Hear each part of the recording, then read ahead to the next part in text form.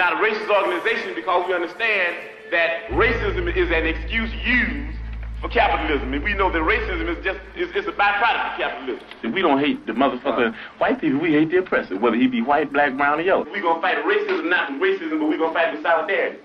We said we're not going to fight capitalism with black capitalism, but we're going to fight it with socialism.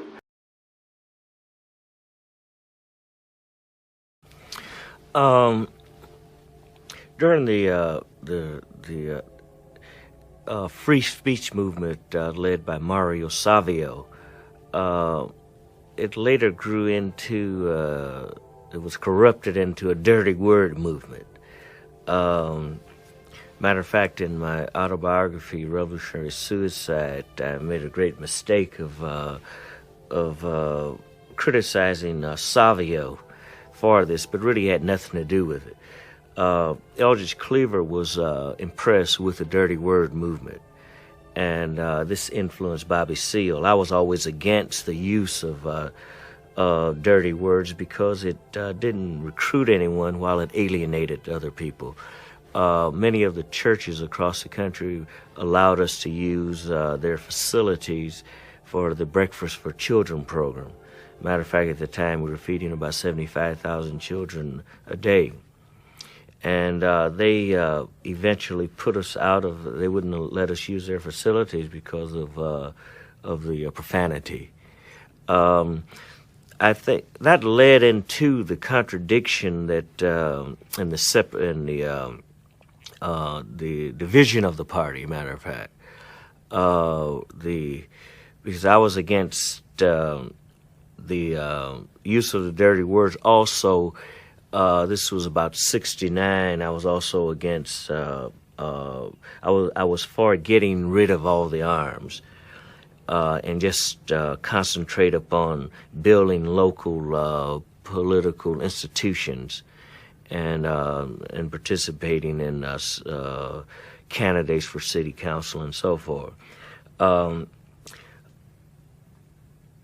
David Hilliard, Bobby Seale, and Eldridge Cleaver were for the profanity, and they were, well, I don't know about Bobby Seale, but I felt that David Hilliard was leaning towards Eldridge Cleaver.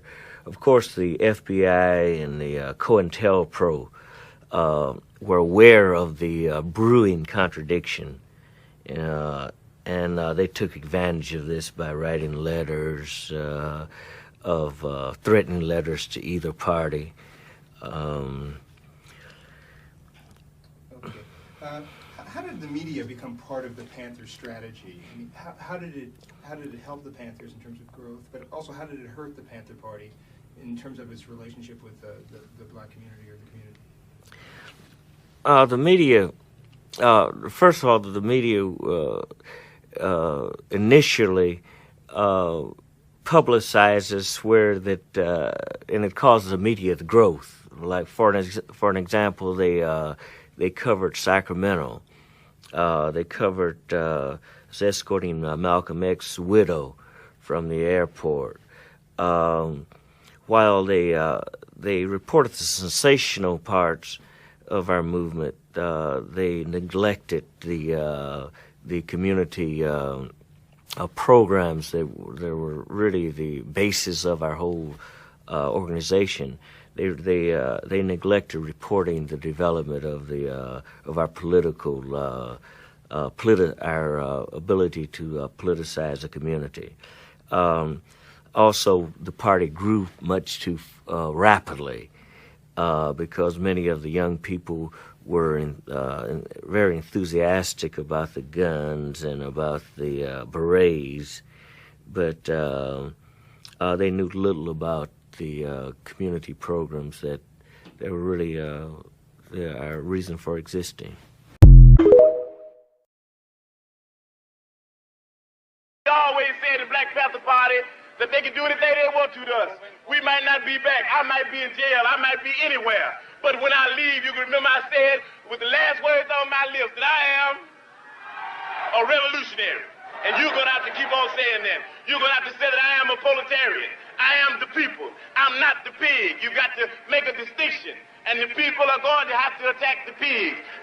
going to have to stand up against the pigs. That's what the Panthers are doing. That's what they always say in the Black Panther Party, that they can do anything they want to us.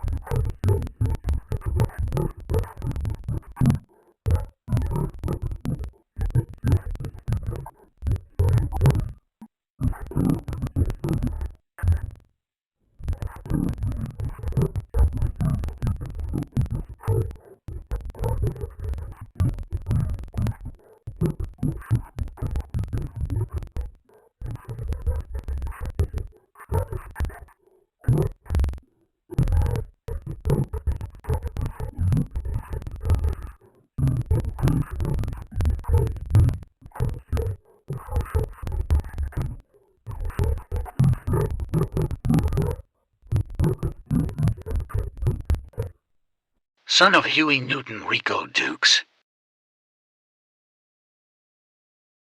Okay, I think you squeeze 2 more callers in. We moving and grooving. Welcome, Theo. Hey, how you doing, Fred? Can you hear me? Welcome to Freedom Radio. Who we got? Where you from? Yeah, I hear you loud and direct. Welcome to Freedom Radio. Hey. So I'm hosted by Chairman Hampton, Robert Allen, a.k.a. Lady Rain. Welcome to Freedom Radio. How you doing? For all your listeners, my name is Rico Dukes. I'm the son of Dr. Huey P. Newton. I'm the leader of the 21st Century Black Panthers, or RCDHPN. I'm the CEO and founder of the New American Federal Government, They Fear Truth Federal Government of America, DUNS number 118692752. And I just want to touch in on a couple of topics today that I heard on your show today. And I'm going to start out with the first one, is the revolution movement and organizations. The reason why it's so hard for the unite, because the 1966 Black Panthers that was founded by my pop and co-founder Bobby Seale, it was for economic gain, black power, meaning for us to have our own government, our own hospitals, our own schools, our own daycares, our own transportation, our own ambulance, our own nation. Today, all we have is a lot of podcasting and a lot of going around toting guns, and that's not an economic system. That's not what the Black Panther stood for. Second of all, in regards to that nature right there, how can we come together so strong when so many organizations are feud about the son of Huey P. Newton? All the way from see, it goes deeper all the way to COINTELPRO. It goes very, very deep. It goes very deep. So it's going to be hard for us to restructure and reconvert the younger generation mind when it's still so much hostility that was left in the old generation of the Black Panthers that spewed over into the new generation. So the new generation already didn't have no self-control in order to be able to form a real revolution like the original Black Panthers of Oakland, California. We have to address certain things, and we have to put certain things out in the open. We have to let the world know that my pop and Bobby Seale wasn't cool when my pop got killed. We have to let the world know that my pop had Bobby Seale severely beaten that left him to go to Philadelphia with his wife's family. We have to clear up the fact that Bobby Seale was the only one that knew who I was, where I was, and what family was raising me. We have to clear up the fact that Frederica Newton is fully aware of me. We have to clear up the fact that Frederica's niece, Rachel, is fully aware of me. We have to clear up the fact that my cousin, my pop's nephew, David Newton, is fully aware of me, talks to me all the time. So if my pop was the founder of the Black Panthers that stood for the people of the poverty and minority communities, if hostilities towards his child. Okay, come on, they just gave us you just told we got 60 more seconds, brother. Let's get another call in on. Yeah. Muted. Unmuted. Am I muted? No, you're not muted, brother. Okay. Oh yes. Oh yes. And I want to talk. I want to go on to another topic right here. Independence. Only way for us to become independent. We got 2 more calls. Yeah. Only way for us to become independent, we have to have resources. How can we become an independent nation when we don't have no gas, no oil, no water, no land, no hospital, no grocery store? This is how the oppressor keep us oppressed. The leaders of the so-called leaders of the day, we got to stand up and do that. We got to give the people something so they can be dependent. All right. Live direct on Freedom on Radio, y'all. Cause prepare last call, they can get in. If that last call don't make it in, call in next week. You can squeeze them in. Live direct, 92947.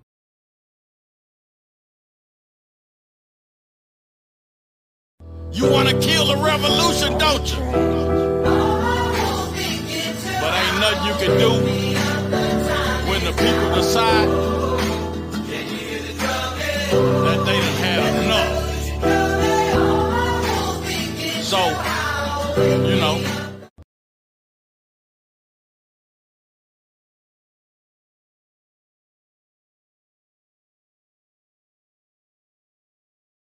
Hey, fuck you mean I'm hot? Fuck you mean? Fuck you mean? Yeah, fuck you mean? Beating down your block.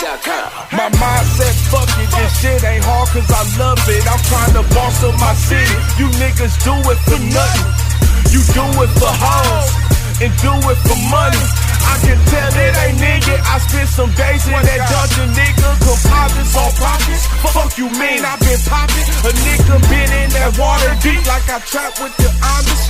All debts is settled. No lie. Just bring the deposit. Organizations trying to survive cultural assassination. Rip niggas, blood niggas, essays, Asians. Why the fuck we born with each other's population? The devil wanna dead all our population, people in folk nation. Why the separation? Why we got Jamaicans hating on Haitians when the British and French rape both nations? Mexicans and blacks kill each other straight hating while the government profits from prison population. If you on the block. What's up, y'all? Just stopping in and tell y'all about They Feel Truth News. It's going to be all across the country and all 50 states. They Feel Truth News. This is how we really doing it over here. If you want your news, if you got some news, information, or news, article, anything going on in your community that you feel like the public needs to know, holler at They Feel Truth News. They Feel Truth News 33 at gmail.com or They Feel Truth TV at gmail.com. Number 214-280-3773. You can also be on our TV network site. You can find us at theyfeeltruthnews.dhx.tv. That's theyfeeltruthnews.dhx.tv. The truth for news that mainstream media feel to tell you about. Come holler at us at They Feel Truth News. Number 1, we want freedom. We want the power to control the destiny of our black community. Number 2, we want full employment. Number 3, we want an end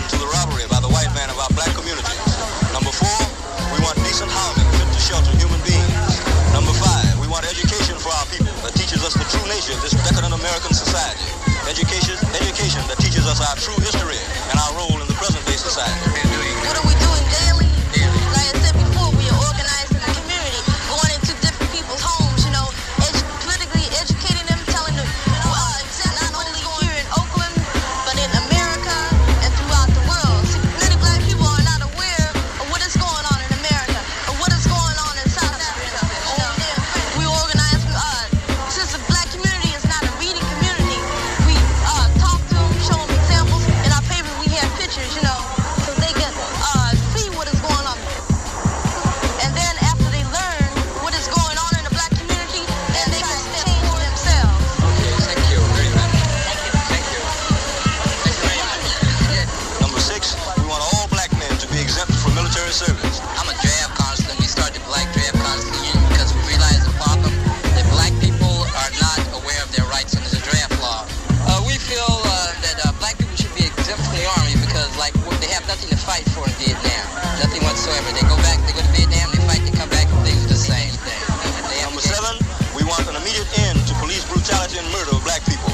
Number 8, we want all black people to be released from the many prisons, city, county, and state jails This that they are jail now. is composed of about 80% black, and I would guess that most of the blacks here are here because of political reasons, really, even though they don't even realize it. Number 9, we want all black people to be brought to court to be tried, people from their black communities as defined in the Constitution.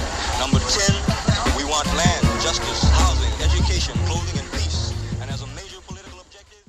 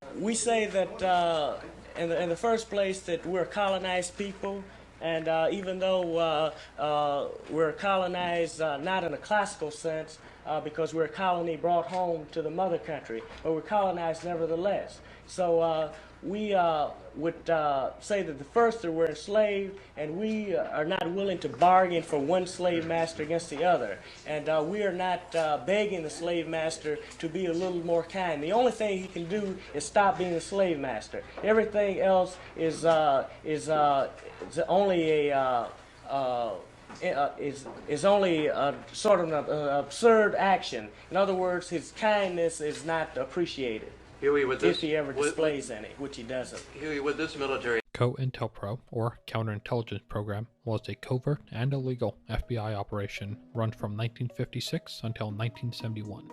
The goal was to surveil, infiltrate, discredit, and disrupt American political organizations, such as the Communist Party USA, the Black Panthers, and the American Indian Movement, as well as individuals such as Muhammad Ali, Martin Luther King Jr., James Baldwin, Ernest Hemingway, Malcolm X, and Huey P. Newton. The FBI, under J. Edgar Hoover, would intimidate, harass, plant false reports, withhold evidence, and more, usually under the guise of national security. It was revealed after the Citizens Commission to investigate the FBI burgled an FBI office and released the evidence to news agencies. The Washington Post was one of the first to cover it.